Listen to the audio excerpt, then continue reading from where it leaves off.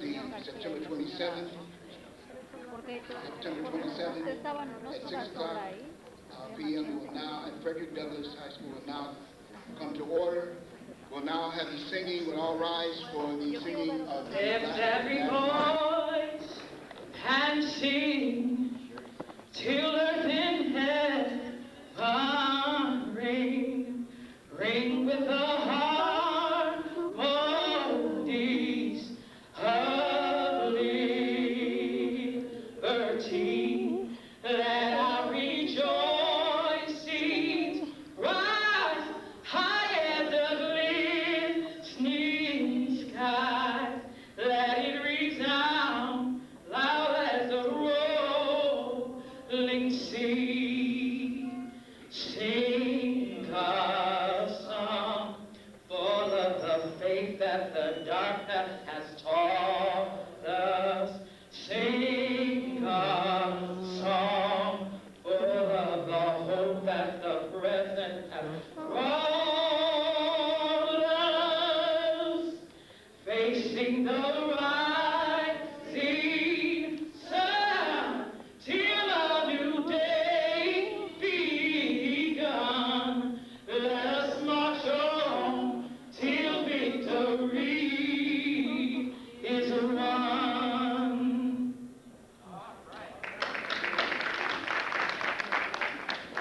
Our very talented Chief of Staff to the Superintendent, Sherry Gay Diagnago.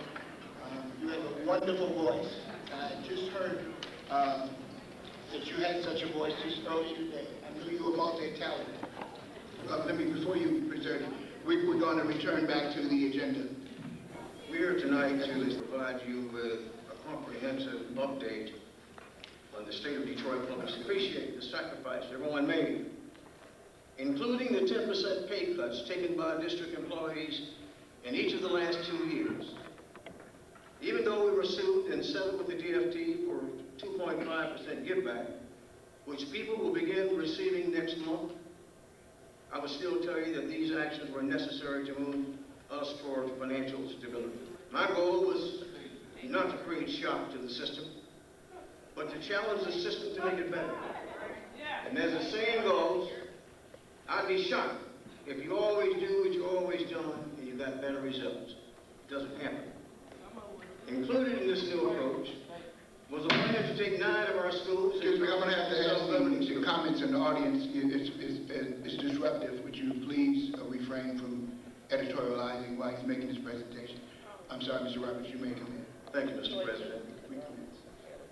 Included in this new approach was a plan to take 9 of our schools and turn them into self-governing schools, with decision-making powers resting with the principals and a governing council made up of parents and concerned, committed community and business volunteers. A new state mandate for teacher evaluation appraisal also played into this new philosophy, with the ultimate goal of putting the most qualified teachers at the front of every classroom. Although most school districts requested an implementation waiver, we did not. We didn't feel that we could wait another year. Our children were just too important and too precious. We had failed them for too long.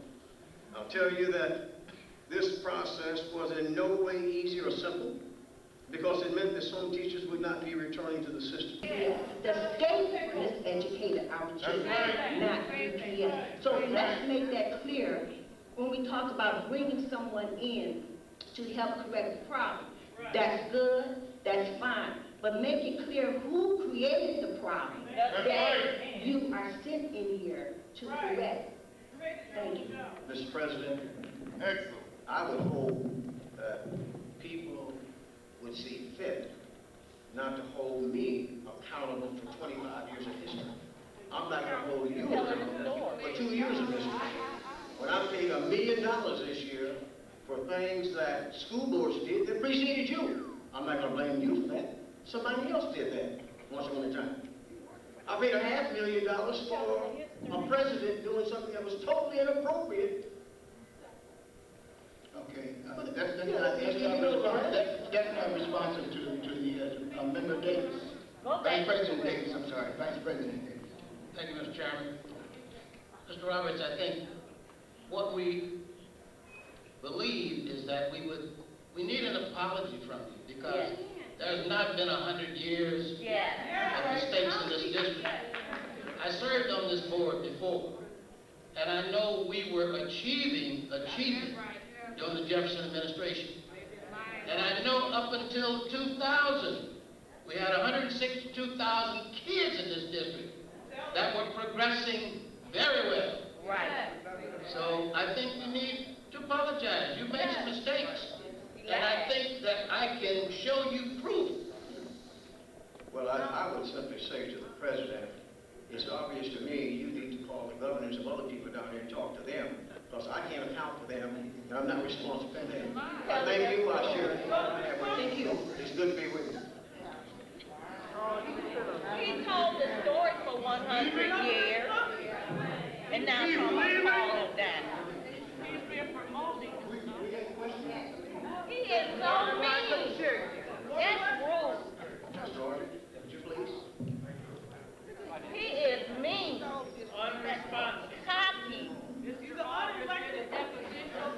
Cocky. That's unacceptable.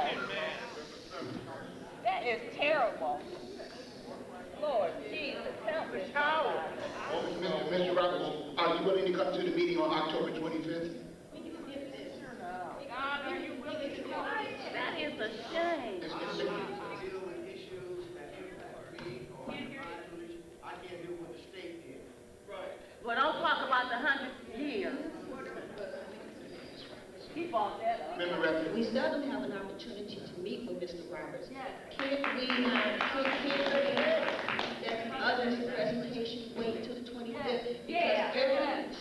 Because in every school board meeting, there are peers, teachers, and principals who come and vent to us, which is no problem. But we are not the ones who can address their problem.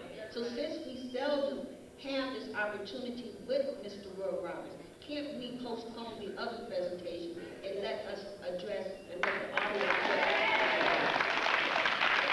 Mr. Roberts, because of the time constraints, we'll entertain Mr. Aldridge's presentation at another meeting, and we would like to continue asking you questions so that fits in within your time constraints. Thank you. Sit down, bro. Thank you.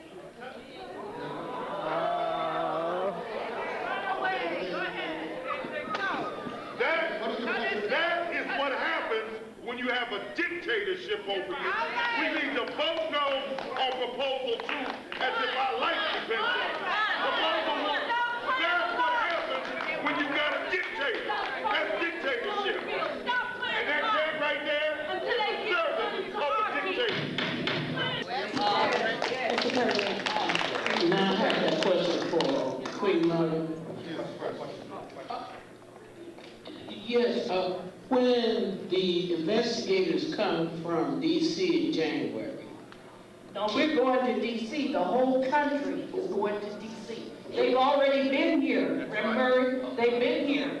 They've already. I guess my question is, once they commence the investigation, can you include the problems that we have in our buildings? Like, for instance, in this building is not ADA in compliance. There should be handrails for our handicapped children that got to go up and down these stairs and our senior citizens. Somebody could fall down and get killed in here. Then they're gonna say the board when it's Roy Roberts' fault. We got problems even at the other school we had our last board meeting at. Right. So we need to have that looked at. Reverend Murray, we're going to be in front of Congress. The stories that have not been told, they have been lying. They lied about education. That is not true. They built this whole system on a lie. Yes. And so when we get in Washington, that was our whole aim. We said that we would tell the truth, and they're coming from all over the country. And I assure you, our stories are the same. How they decided to take our money, to take our life, and make sure that our children never got an education. We're going to stop it in January, and we have assurances that the president knows about it and that it's going to be set up. They assured us in the room while we were there. Thank you. Some of those people in the last 100 years educated. I graduated from Henry Ford High School in 1992 at 16 years of age.